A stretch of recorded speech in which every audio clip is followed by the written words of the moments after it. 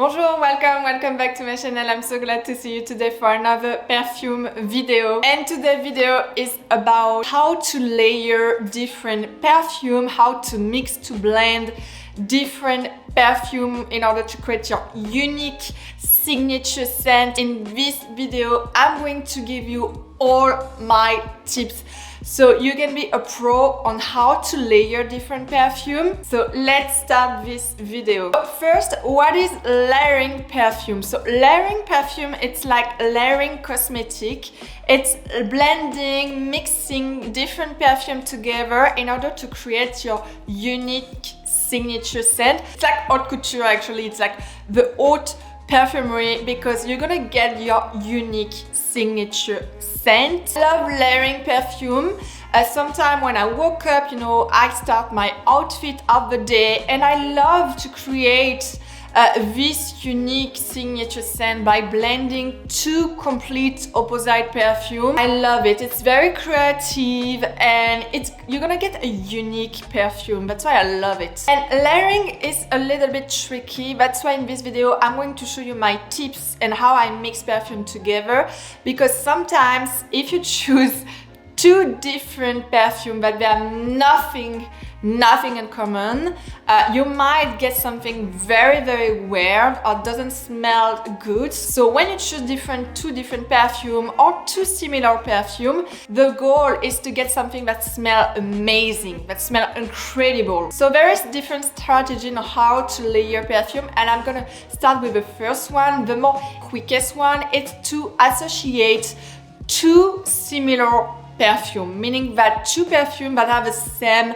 notes, the same ingredient, the same flower in common, the same direction, or the same family of perfume but with different notes. And I'm going to explain how, and I'm going to show you different examples. So the first example will be with perfume with Gardenia note. Gardenia flower, they have different direction, different scent, but they have both Gardenia in it. So a great mixing, a great blend will be to mix the Gardenia by Chanel with it, a green fruity perfume with a huge fresh opulent note of Gardenia, but it's fresh, it's green with a green direction with some fruity sweet note on the opening. It's a beautiful Gardenia perfume, and you can mix this one with Jardin de Bagatelle by Guerlain, which has also Gardenia, a beautiful also fresh Gardenia, but it's more whitey, more woodsy. It's also more powdery, a little bit more powdery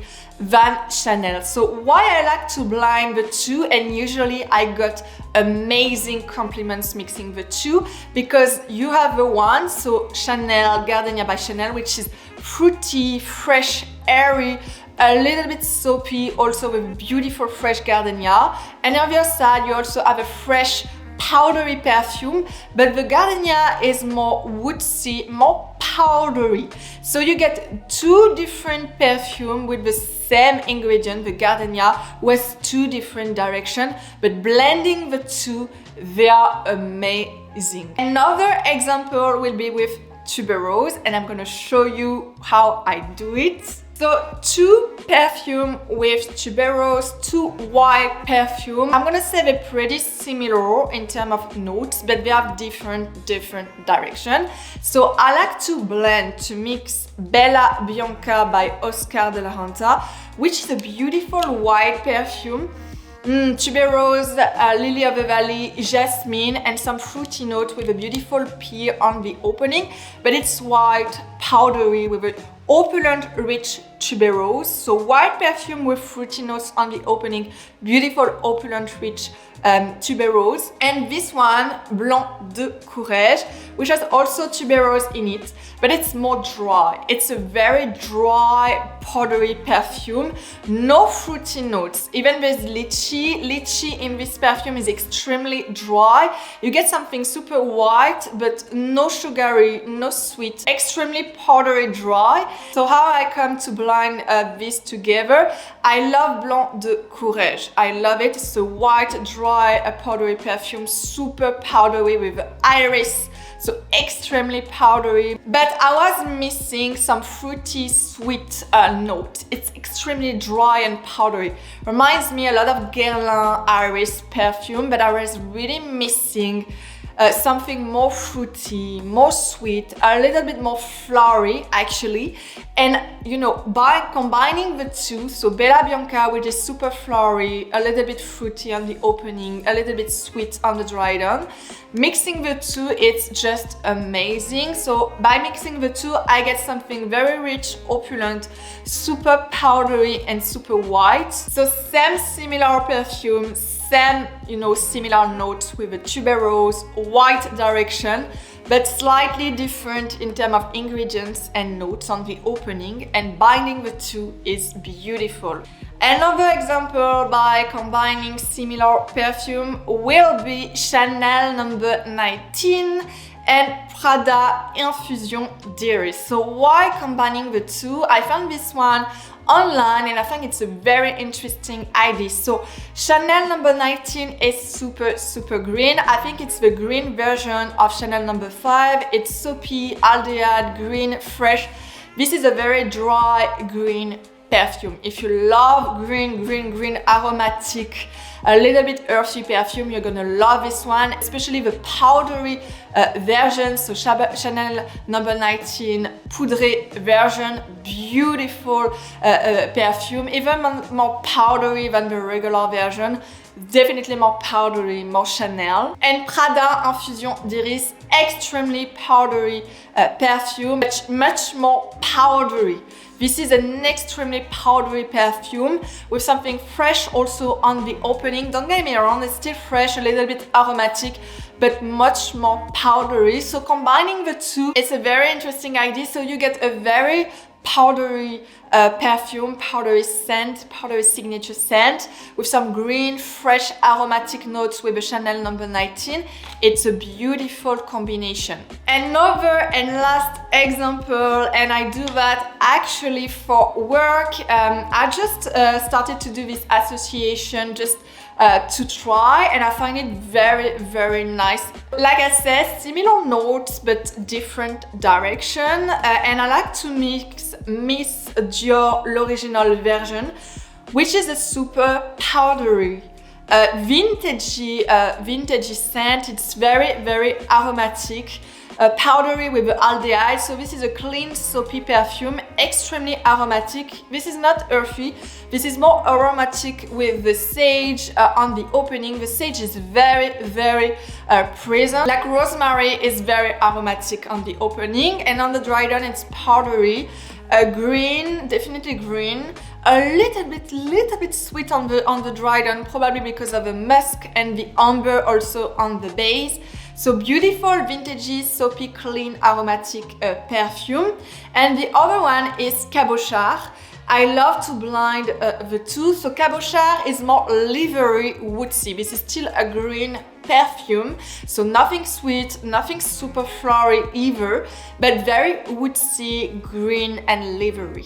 And combining the two, I get a very interesting livery, woodsy signature scent, aromatic also, and super powdery with the Miss Dior l'original. Very interesting scent, and I love to, doing that for work. Actually, this is my work layering perfume. Another rule, another strategy will be to combine two different opposite perfume.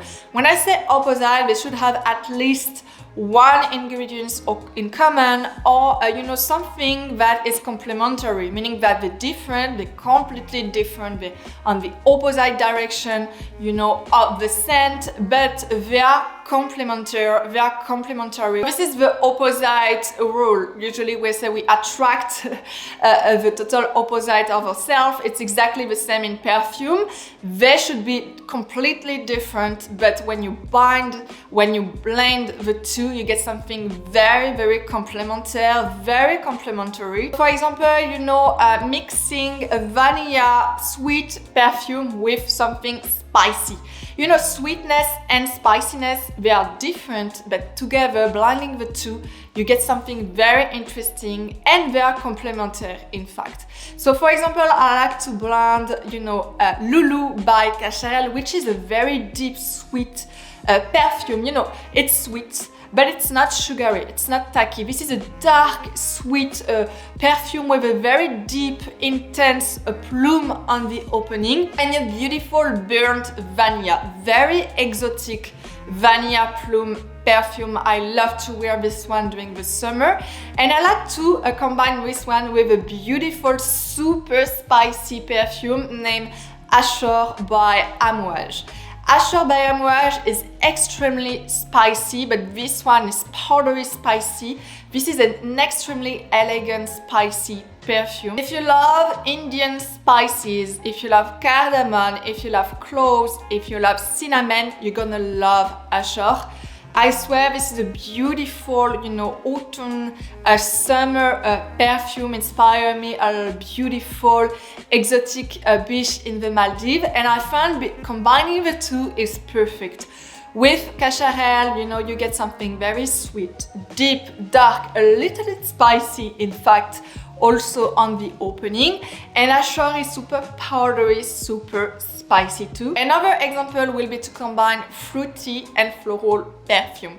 Okay, fruity and floral, they're not totally opposite, but they are very different and they are complementary. For example, if you want to get, you know, the cherry blossom signature scent. Cherry blossom is a combination of a deep fruity cherry, beautiful scent with something very flowery, light, fresh and airy. And I like also to combine a deep cherry perfume, little bit also powdery, with a beautiful, airy, breezy, light and fresh jasmine or rose perfume.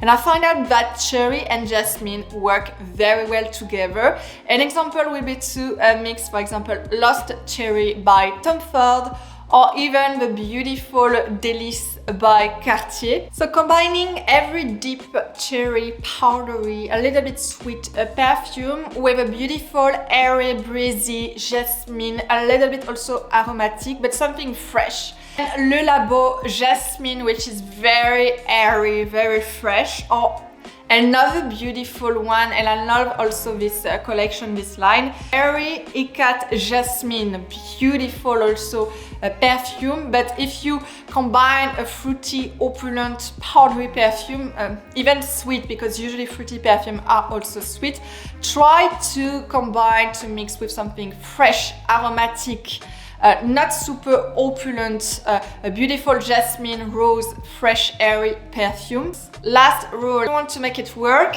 will be to apply first the most intense, the most rich and opulent perfume. If I take the last example, for example, mixing Lost Cherry by Tom Ford, which is super rich. Usually Tom Ford perfume they are rich, easy, opulent. If you mix Lost Cherry with Le Labo Jasmine, for example, start first with Tom Ford Lost Cherry, which is super easy, and after then apply Le Labo, which is more fresh, airy and breezy, just to avoid that the lighter perfume might be overwhelmed by, you know, the first one, which is richer and opulent. You don't want the later perfume be completely fade off by the more opulent and rich perfume. My last rule will be don't mix more than two perfume.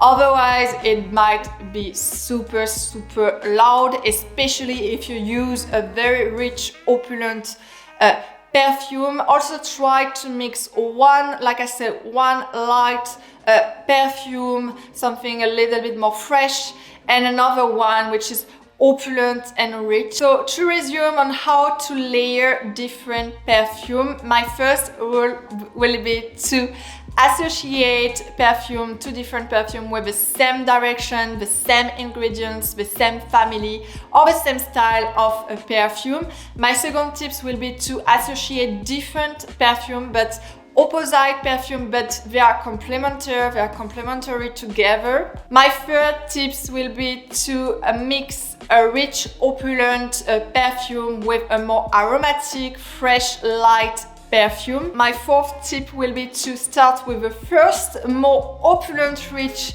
very easy perfume, and then applying the lighter, the more fresh perfume. And my last rule, please don't mix more than 2 perfumes together. It might look a little bit weird and too loud. So that's it for today. I hope you enjoy this video, this review about how to layer different perfume together. Don't forget to check my other videos. Don't forget also to leave a comment. I will be super interested to know if you are mixing, layering different perfume.